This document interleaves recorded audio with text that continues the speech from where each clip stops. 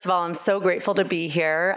Super, super excited to be in the Rams locker room. My 8 and 10-year-old boys would be very jealous, especially considering I was asked to see if there's any gear for your newest addition, Stenson Bennett. So I will definitely be checking out the merch.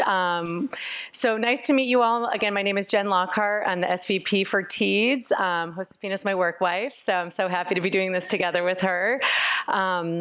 And just a quick reminder who Teads is. We are a global media platform where we connect brands with consumers in respectful, brand-safe environments and designed to drive business outcomes. So a little bit more on that. And I'm very excited to introduce this incredible group of panelists. Actually, I'm going to let them introduce themselves, talk a little bit about their careers and positions within the companies that they work for, and then we'll go from there. Yeah, go for it, Sarah. Hi. Oh, is this on? Now is it on? Still no? Oh, there we go. Okay. Hi, my name is Sarah Kleinman. I am the Global Vice President and GM of Digital at Vans. I joined the Vans organization just about 6 months ago, and really to sum up the work that I do at Vans, it's really about using technology to solve both consumer and associate pain points. You know, I think when I look at the power of what technology has to offer us, the power of what data and analytics has to offer us, and what the power of honestly creating incredible experiences has to offer us, the world is in a place where technology and the digital practice and media is in a place to really reshape brands. And so I'm incredibly excited about the work that is ahead of us.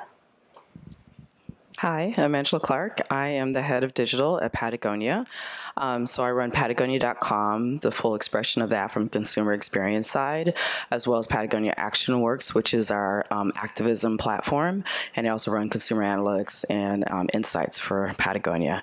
I've been there about 1.5 years now, so I'm beginning my journey there, but we're talking, 30 years within the industry, starting with product design and merchandising, and then moving into digital and D2C is really my passion, and using analytics and data to help make decisions is a really fun experience here. So excited to be here today. Hi, I'm Ben Abt. I'm a SVP Group Media Director at Mediahub Worldwide. We are a global media agency. We're one of the 3 media agencies under IPG Media Brands. We have a lot of clients, some of them you may have heard of, Netflix, the NBA, Fox Television, Chipotle, many more. And I've been there for 6 years now. I've been in the advertising industry for 17 years, all here in Los Angeles, done a lot of fun things, touched a lot of different brands. And I am a PacSun alumni. 1998, Burlington Mall, Burlington, Massachusetts.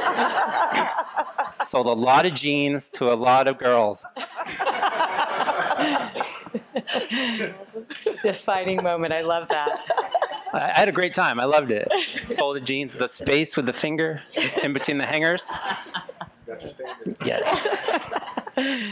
All right. Well, so we're here to talk a little bit about media strategies, but I think before we get into that, I'd like to understand a little bit more kind of how the brands are leaning into sports specifically. So sports is culture, as we're kind of talking about today. Brands are defining culture, and how we're integrating, I think, in sports is really a game changer. I mean, we've definitely been, I think sports entertainment has been largely disrupted over the past several years, whether it be, the introduction of really new high profile sports, like even the MLP, the national, or what is it called? The Major League Pickleball Association, to the spotlight on Formula One from the Netflix show. There's just so many ways that the vertical has really been disrupted. And you think about even how consumers are finding and discovering sports content, that's also been largely disrupted. So kind of thinking about how brands are leaning into sports, I think is really interesting, because it's everywhere from all the incredible experiences we saw with Snap and the Rams, all the way to, Health Aid and the Dodgers. So I think I'd love to learn a little bit about how you all are leaning into sports overall, and we can get into kind of some of our data-driven media strategies. happy to start again, but we'll go down the line. I think it's so interesting. Vans is truly a brand that is rooted in skateboarding, and staying true to that identity is so core to retaining who we are as a brand. And skate is a really interesting sport to be a part of because skate is really about inclusion. And skate is really having a home for all of the outsiders that didn't feel like they had a home. And so for us, authenticity is really at the core of that. And it's really about showcasing authentic experiences and really using that user-generated experience, really using the broad swath of consumer experience authentically in who we are and how we represent ourselves, that we believe we can stay true to the brand and stay honest in really the sports experience that we create. I'll go next. So for Patagonia, I think we're a little unique in the sense of the sports that we're involved in are really sports that get you outside and into the environment. And we use that as our ethos for where we show up. We want to be parts of those communities. So really Patagonia, even from content, from stories, from films, it's always about where is that human connection to environment, and building that connection, that relationship, and hopefully if someone gets into surfing or rock climbing or whatever that sport might be, mountain biking, trail running, that they begin to appreciate their surroundings and then eventually become an advocate for climate change.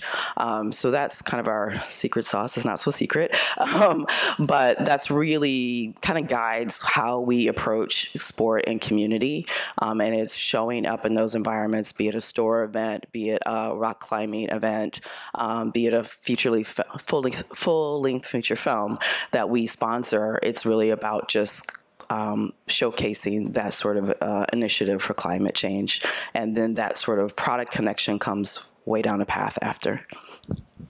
Yeah, and I'll just say a little more generally, a little more broad, because we work across a lot of different brands. Sports works. You think about that, like, oh, a lot of people are watching the AFC Championship game, the NFC Championship game. If I put my ad there, like, what is it really going to do? Well, I can tell you, it actually works. All of our brands that are able to measure that, look at that, and we see immediate spikes in searches the next day. We see immediate traffic. We see sales that go up. And it's amazing that sports continues to be a powerhouse in the media industry and continues to work. But if you're trying to reach that younger audience, there's new ways to do that. And what we do oftentimes is look primarily at social first. And, this is not groundbreaking. I think we all know that now. But there's more and more sports on social every single day, whether it be more content on TikTok or working with NIL licenses directly with the athletes themselves. But social is a key driver of being part of that sports ecosystem. And the last thing I wanted to say about that was the in-arena developments have been profound. If you haven't been to a game recently, you got to go. And the Rams have done a fantastic job. You heard them earlier talking about their Snapchat integration. I was here with my kid on Saturday, and he loved the googly eyes one. It was so great. But it goes beyond just the Rams as well. Such great innovations now in hockey and in the NBA with augmented reality, using the ice and using the court as full extensions and TV screens of integrations and new monitors. If you've been to the Crypt lately, you've seen the time on ice screen that they just put up for the hockey games. There's a lot of really great in-arena stuff too, where you can reach families and people of all walks of life. Yeah, it's so exciting because it's like these incredible experiential activations that then can be so viral through social, and then you get, you are able to connect audiences with those athletes through those experiences that just creates just such a personal connection, and again, culture defining. So I just think it's a really beautiful space to be in. So my next question, specific for you two ladies, because you both do work for very, I just think, incredible brands that stand out and have really specific core values and core audiences. So thinking about that and thinking about how the brands are so tied to lifestyle, activism, outdoor activities. So a little bit non-traditional of the three core sports, right? Like, not to say I'm sure there's more than three, but when I think of it. So, you know, Vans sponsorships of things like the US Open for surfing, the Warped Tour. Patagonia, I know, does a lot of sponsorship of actual climbers and snowboarders and finding talent that way. So since we're responsible for talking about media strategies, I'd love to understand a little bit from both of your perspectives of how you're connecting your media to those experiences, to the lifestyle brands and experiences and the products and the values of your clients, of your consumers. Okay, I'll go first. I would say for Patagonia, it goes back to what I was saying a little bit before. A lot of times we are showing up at an event and it's not that direct maybe product placement. We might actually do a repair clinic where if you brought your favorite jacket, we'll help repair it for free. And that kind of puts in the mindset that we want you to have an item that you love for life, that you're willing to repair it to keep it. Or if you're ready to trade it in, we'll buy it back from you so you can use that credit to buy something else. And I think that that subliminally sends a message of the quality and the value that we have for the product that we make. And everything we make with intention. And so without having to say that outwardly, we like the product and the experience to speak for itself instead of us saying, oh, we're Patagonia, we're a mission-based company, we do all these things. We let the actions we do, the actions we take speak for itself. And I think that's why Patagonia is regarded with so much credibility for what they do. We don't talk about things unless we're actually have already done it. And so I think that, again, it's a little bit different because, you know, I've been in conventional brands. I came from True Religion, Levi Strauss, all these brands. And I'm just used to like, oh, product placement. Let's put that on that athlete. Let's put that on that. And Patagonia's approach is very different. And it works. I mean, we have a huge earned media, you know, traffic volume that comes to the site every day. And it's given me the luxury as a marketer to not have to spend the majority of my attention to driving traffic by dollars. It could be word of mouth. It could be exposure. We still have opportunity to connect more in social, I think. But there are a lot of limitations on what business we approach because we are mission-based. We're still not spending money with Meta. We dissolved that years ago when that kind of happened, and we've never gone back. So I'm looking more towards like app experience marketing and something like a Strava or AllTrails, where it is community-based and being in that connection space. So that's kind of our approach now. I love that.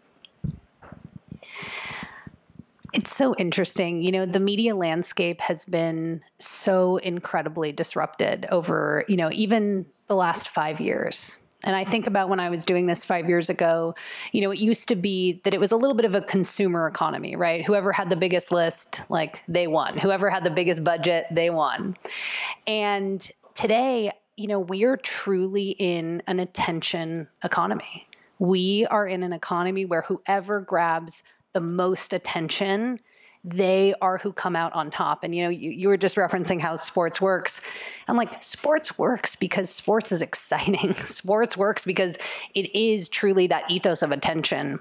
And I think as all of us as marketers, we're in a place where we're watching teenagers be better at this than like the Coca-Colas of the world. And everyone's shaking their head wondering, you know, what do we do? And so when I think about the Vans strategy here, I always go back to being a culture maker. You have to be a culture maker, and authentically so. And when I think of things like Warped Tour or the participation in some of our surf events or skating in the Olympics, if you are not a culture maker, you are not authentically part of the conversation, and you can't authentically win in that attention economy. And I think if you stay focused, look, I care a ton about product, market, channel, consumer fit. I do. But at the end of the day, you have to be making that authentic content that resonates with consumers. And if you focus there, I think the brand and its authenticity, much like Patagonia, really can stay true. So Sarah, thinking of the attention economy, which is near and dear to my heart as well, which we talked about, just kind of moving beyond media KPIs as measurements of success, but like you said, really driving attention and attention creates authentic connections with your consumers. Obviously, your alignment with some of the events that you do, obviously, is a way that you do that. As far as amplifying that through media strategies, are you leveraging social primarily? Because like you said, it's largely disrupted and fragmented. So that's part one of my question for your core audience. And then how are you leveraging that content to bring in new audiences to Vans? I imagine that being new there, that is something that you're being challenged with, right? There's no question. I think Vans, it's a broad question, so I'll tackle a few moments. What I've learned is, again, even the user landscape has transformed so dramatically. When we think about where we're really focused on young consumers, Vans is a brand that wants to stay relevant with young audiences. It is truly what will create longevity for us, much like many other sports brands. And when I look at how behavior has shifted, whether it is social and really the disappearance of things like Meta, or Google, teenagers aren't going to Google. Teenagers go to YouTube. And I think brands have to so quickly pivot their strategies to interacting where they see their consumers participating and in the language that they see their consumers resonating. And so for me, it is really about precision in some of those channel strategies and really focusing on, look, a 13-year-old doesn't want to search cool skate shoe. That's ridiculous. They want to see an unboxing by a peer. And so we have to pivot our production mentality and our investment strategies towards participating where it's most relevant for our consumers. Mm-hmm. In terms of acquisition, I think if you are creating great stories with great products, acquisition will come. Mm-hmm. And so I really do try to stay focused on the authenticity of the message, the quality of the product, and using, of course, all of the amazing data and insights to get it right. But at the end of the day, it's about driving value for audiences, and we got to get back to doing that. Mm-hmm. I love what you said about YouTube, because I feel like when I came into Patagonia, I was like, that's your second biggest search engine, right? That's we have fully feature films on. We have 100, a million views of a video, and the design team's marketing team's not even thinking about it. It's not even tagged correctly. And I'm just like, that is a huge opportunity for us, especially because of the level of content that we created. And just that was one of my markers coming into the brand, is do not overlook the power of YouTube. Don't think of it. To me, it's the biggest social channel and search all combined. So yeah, it's huge. It's okay. And Ben, knowing that you work across a variety of clients, not just sports clients, even though you do work with the NBA and Chipotle and credit unions and so forth. So I'd love to, you and I talked a little bit about some of the innovative ways that you're kind of leaning into sports in terms of really creating that connection, and then also just different partnerships that you're bringing in to help amplify that. Could you speak a little bit about that and kind of what success looks like for some of those? Yeah, so, we're always trying to go beyond just spots and dots. Right. We really feel like you get a lot of earned media value and a lot of extra value on getting things that go beyond just a 30-second spot. I'll give a quick example. We did a sponsorship for one of our brands, NerdWallet. We did a sponsorship with ESPN, and we sponsored NFL Game Day. I think that's what it's called, where it's their daytime programming where Adam Schefter and Mina Kimes and a host of people talk about what's going on in football for that day. And there was something happened about 2 months ago. Adam Schefter, while he was live on television, found out that Aaron Rodgers was traded to the Jets.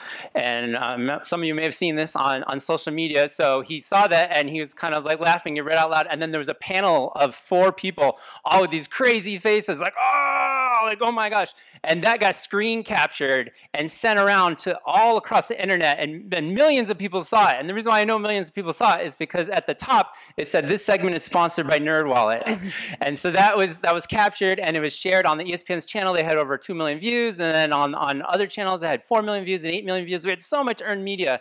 And we took that and we showed it to all of our clients. We said, look, you need to go beyond just 30-second spots. We need integrations. We need sponsorships. There's value in this because this is earned media, and people share it on social, and this is where they see it. And that was it was great that we had that one awesome example. And we have other examples, but that one was really awesome, and we really used that to share with all of our clients.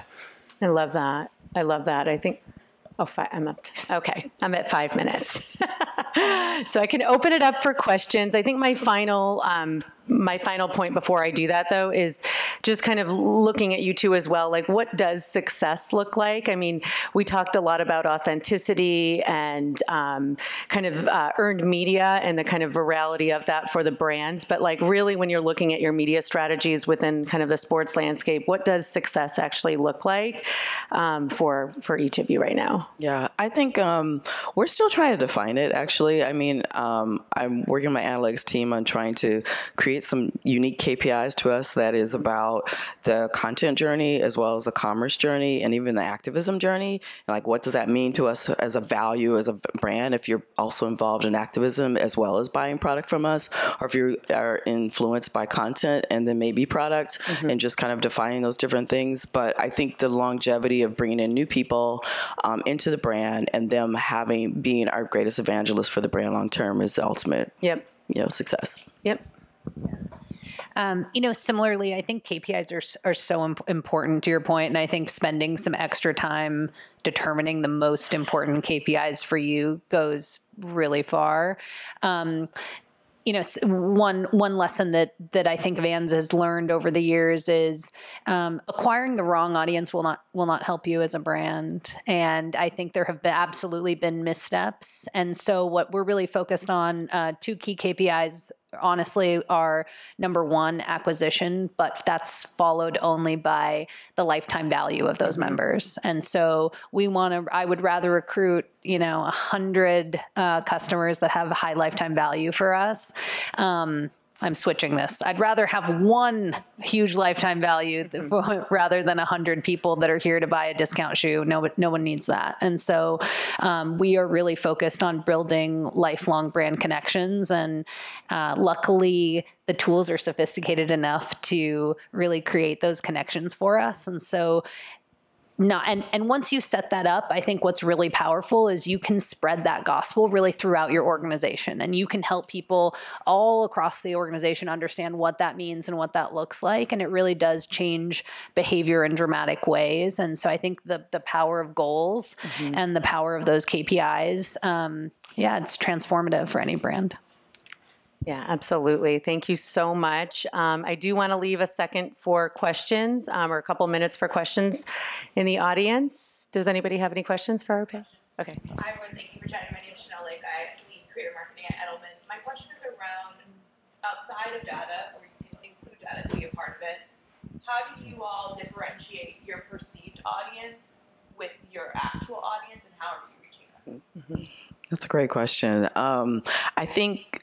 Well, I was going to say I use data to help define what that audience is, but I think there is a lot of times socializing with the greater organization on what we're actually finding is a true customer, and what they really look like and how they behave. Because I think a lot of times leadership has a very strong opinion about what it is.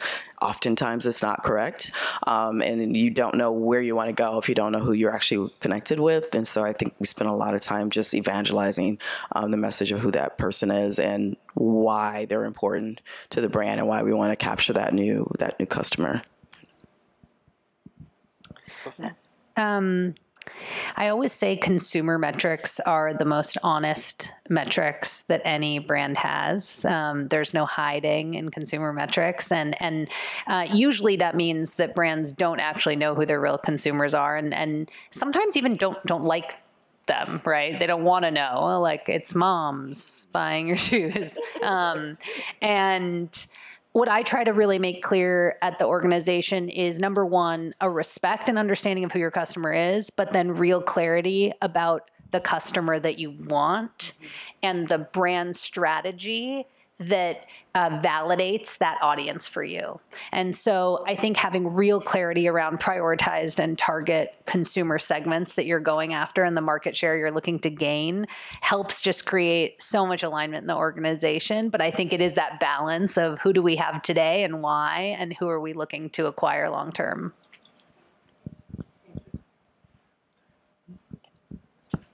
Ben, did you want to? Oh, no, that's okay. We're good. Any other questions? Okay. All right. Thank you, Ben, Angela, Sarah, Jen.